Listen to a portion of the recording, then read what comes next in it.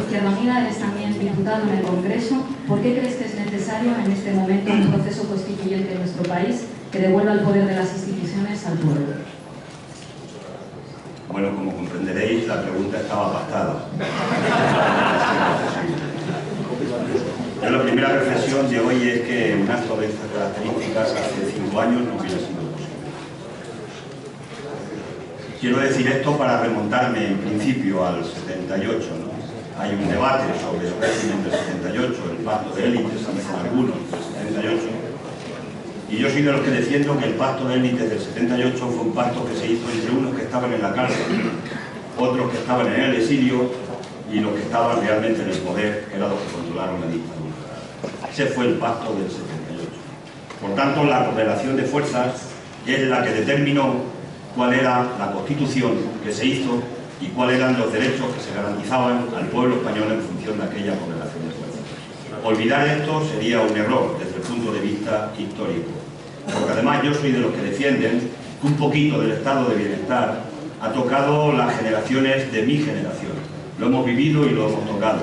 Los hijos y las hijas de la clase trabajadora han podido ir a las universidades y esos son elementos que están ahí, como la educación pública, la salud pública, es decir, ha habido conquistas indiscutibles, comparadas siempre, naturalmente, con el proceso de la dictadura. Por tanto, yo creo que hay un antes y un después que se produce realmente cuando se aplican a rajatabla las políticas neoliberales, cuando de verdad se desarrolla el Tratado de Maastricht hasta las últimas consecuencias y cuando realmente, ya sin ningún tipo de pudor, el poder político se pone al servicio del poder financiero, al servicio del capital. Ese es el momento en el que se produce de pronto una especie de corte, una especie de abismo entre un proceso evolutivo que traíamos de crecimiento, de desarrollo y de estado de bienestar, a de pronto empezar a quitarnos los derechos que se habían conquistado a lo largo de los tiempos y a lo largo de los años. ¿La Constitución española pudo haber sido de otra manera? Sí, si la correlación de fuerzas hubiera sido de otra manera. Pero si la correlación de fuerzas también en la democracia hubiera sido de otra manera, seguramente que muchos artículos que se han quedado como ordinarios y no se han cumplido, como el artículo 35 del derecho al trabajo, como el artículo 41 de protección en caso de que estés desempleado, como el artículo 47, que es el que garantiza o debería garantizar el derecho a la vivienda, o el artículo 31, que es el que dice que tiene que haber una fiscalidad progresiva, o el artículo 128, el 129 y el 131 de la Constitución, que habla ni más ni menos que de la planificación democrática de la economía, la presencia de los trabajadores en las empresas como parte activa en la dirección de las empresas, el reparto de la riqueza en función del interés general. Si hubiera habido una correlación de fuerzas diferente, este país hoy sería de otra manera y eso se podía haber aplicado con la Constitución que tenemos. Ahora bien, han decidido ir a un proceso de constituyente. Han decidido ir cargándose los artículos de la Constitución donde venían concitados los derechos de ciudadanía. Y han decidido dar marcha atrás. Y el más expresivo de todos, ya se ha dicho, es el 135, donde se prioriza el pago de los intereses y de la deuda por encima del derecho de los pueblos y el estado de bienestar de la gente. Hago un paréntesis. Este año los presupuestos generales del Estado figuran 35.000 millones de euros de pago de intereses por la deuda que tiene el Estado. Para llevarlo al común de los mortales, eso significa que pagamos cada día de intereses 100 millones de euros, que es lo que cuesta construir un hospital de 500 camas, para que nos demos una idea de la envergadura que tiene este problema.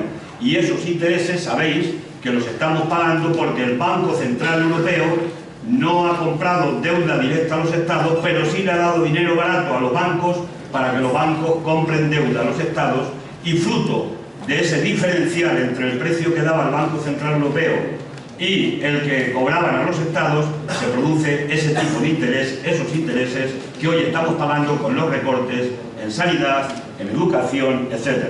Por eso una de las propuestas que llevamos, sabéis que es la auditoría de la deuda, una quita de una parte de la deuda y desde luego plantar cara a los intereses abusivos que tiene nuestro país. Pero bien, con esto quiero concretar que la correlación de fuerzas es la fundamental.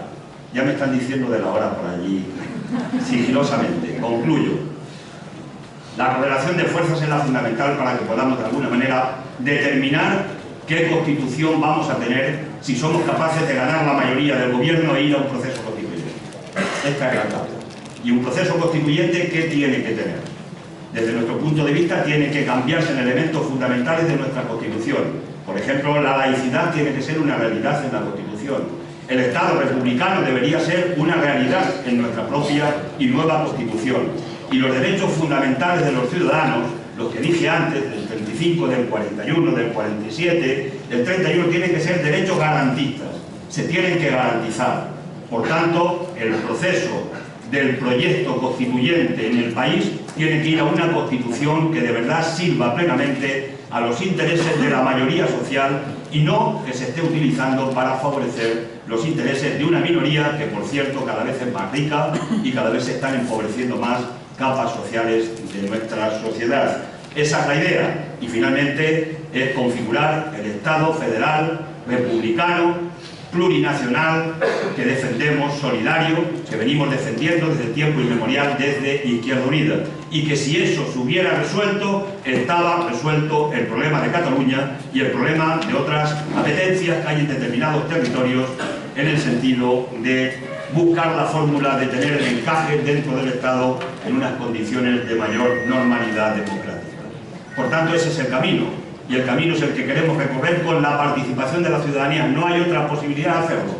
Con las organizaciones sociales, sindicales, con las organizaciones políticas que realmente quieran caminar hacia ese nuevo proceso constituyente. Pero eso depende de la voluntad de las gentes, del compromiso de las gentes, de la toma de conciencia de la gente de que realmente nos toca ser protagonistas del tiempo que nos ha tocado vivir. Esa es la apuesta que hacemos desde Izquierda Unida y la queremos, repito, hacer con todos aquellos y aquellas que hemos estado en la calle, que hemos estado en la propuesta, en la protesta, en la movilización, pero ahora hay que estar en lo concreto, y que es la elaboración programática, la propuesta concreta, porque a la gente hay que llevarla y hay que ir a las urnas a votar con ilusión. Eso no hay que olvidarlo, y con el corazón, pero no hay que olvidar que al día siguiente, si tenemos que gobernar, hay que gobernar con la cabeza. Y hay que resolver los problemas de la gente y hay que tener, no podemos engañar a la gente. Por tanto, el programa, los programas, ya se ha dicho algo, son fundamentales porque es el compromiso que contraemos con la gente para que no se engañen nunca más a los ciudadanos presentando unos programas que después puedan ser programas o irrealizables o programas demagógicos. Por tanto, en eso la sobriedad y la seriedad de nuestra organización también la quiero poner en valor, porque ese es el camino que tenemos que hacer y ofertar a los demás que quieran caminar con nosotros en este apasionante proyecto y proceso.